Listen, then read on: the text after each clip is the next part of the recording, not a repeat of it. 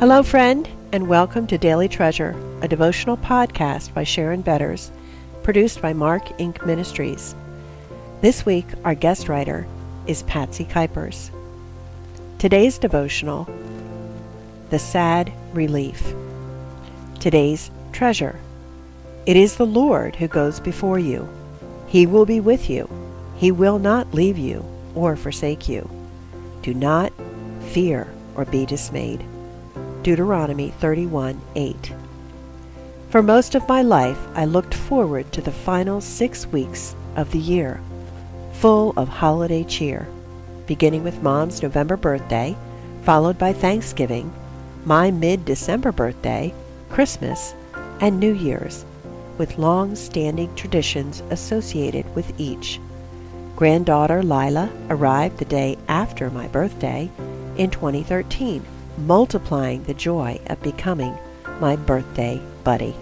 But several years ago, my anticipation of the end-of-year celebrations began to wane as Mom's health declined, and she couldn't fully enjoy the season as she had in the past. Then 2020 rolled around, and like many other families, COVID-19 derailed our Christmas traditions. Little did we know it would be our last Christmas with Mom. December 2021 found me going through the motions. Not only was it my first Christmas without my beloved mother, but my strong father had suffered a stroke 6 months after her passing. Though the physical effects were minor, the stroke impacted Dad's cognitive abilities, leaving him incapable of handling his finances or medications, making it impossible to live on his own. Though we found a live-in caregiver for him, Dad grew tired of having someone in his space all the time. Thus, December found us looking at assisted living options, planning to move him in January. I was equally despondent as the holidays approached in 2022. If it had been possible to fast forward to mid-January 2023, I would have done so. Dad contracted COVID at the end of October. His health was so fragile, I thought it likely I would be planning a funeral before the end of the year. But he rallied and was able to celebrate Christmas, New Year's, and his 92nd birthday before suffering another stroke in May of 2023, and gradually declining until passing away peacefully on July 12th. After 4 years, holiday joy finally returned to my heart last December. That may sound strange considering it was my first without either of my parents. I've pondered that myself and have frequently returned to a phrase one of my friends used when she replied to my text informing her of Dad's passing. "I'm so sorry." Now begins the sad relief. The sad relief, an apt description of the blend of sorrow and joy known to Christians because we're able to grieve with hope. 1 Thessalonians 4:13 through 18. Though I miss Mom and Dad, there's great comfort in knowing they're together in the presence of Jesus, far beyond the reach of earthly pain and distress. After 3 years of intense caregiving, first for Mom and then Dad, another type of relief joined, that of knowing they're better than they've ever been. The relief from stress related to not knowing what any given day would bring, having to make so many difficult decisions, and as an only child, feeling the heavy weight of responsibility. Only now, after several months of no longer living in a constant state of high alert, do I realize the load I carried, one always tinged with guilt and doubt. Was I making the right decisions? Should I be doing more? Ultimately, I knew that no matter how hard I tried, I was helpless to stop the relentless march of aging or prevent the inevitable conclusion. But looking back, I also have a much clearer view of how God went before us every step of the way. Mom's agony was intense, but relatively brief. God directed and redirected throughout the 10-day interval between the moment she fell and broke her hip and the one in which she drew her final breath. We intended to bring her to the home she shared with Dad and endeavored to do so, but the Lord had plans to call her to her forever home.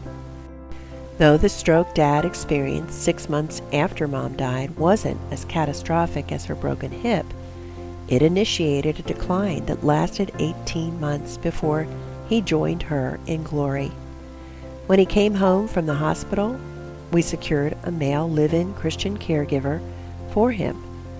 I've got to believe that's a rare combination of traits.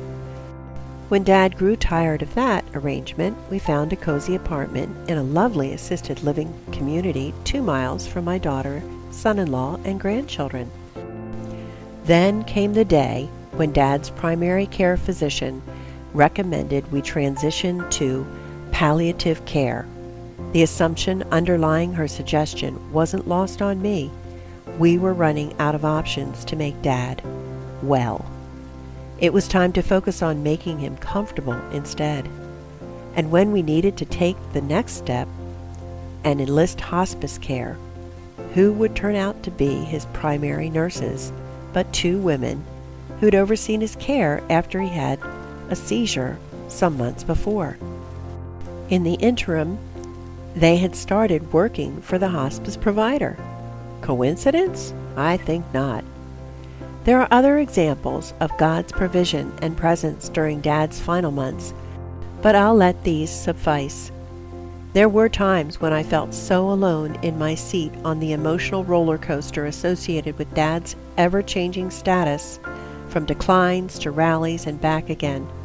Yet I was never alone. The one who promised never to leave or forsake me was there for every up and down, every daunting diagnosis and surprising recovery, not only knowing but also ordaining the end from the beginning. Isaiah 46:9 and 10. The sadness of no longer having Mom and Dad to share things with, celebrate with, or reminisce with will stay with me for the rest of my life.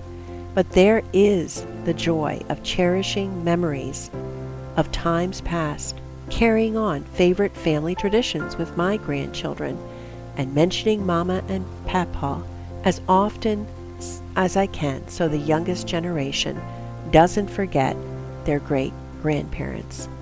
Ultimately, the greatest joy comes from the realization that God accomplished what I could not, relieve their pain and suffering, and He did it for eternity. One recent evening, I opened my journaling Bible to a section of Psalms I hadn't read for a while in that particular Bible. I did a double take when I saw what I had written next to Psalm 40:17, 2 days before Mom broke her hip. My prayer for Mom tonight, Lord, please don't delay in helping her or delivering her from the pain she has been experiencing. Long before I wrote that prayer, He had already determined how He would answer. 12 days later, the Lord delivered Mom entirely and eternally from her pain. Oh Lord, watching Mom and Dad decline gave me a glimpse of what my future might look like as I continue my journey home. It also provided ample evidence of your faithfulness. It saddens me to think of possibly losing the capability to care for myself, yet there is relief in knowing your grace will be sufficient for my caregivers and me, just as it was for Mom and Dad and theirs, all the way to the end. 2 Corinthians 12:9 and Hebrews 10:23. Friends, thanks so much for joining us today for our Daily Treasure podcast. Don't forget, you can subscribe for our free monthly e-news at markinc.org, markinc.org. And when you do, we're going to send you a PDF of that special poem, Call Back. You've heard me mention it and quote it on the devotional previously. It is a beautiful, tender reminder to share with others the comfort that God has given to us. Again, thanks so much for joining us, and I look forward to being with you tomorrow.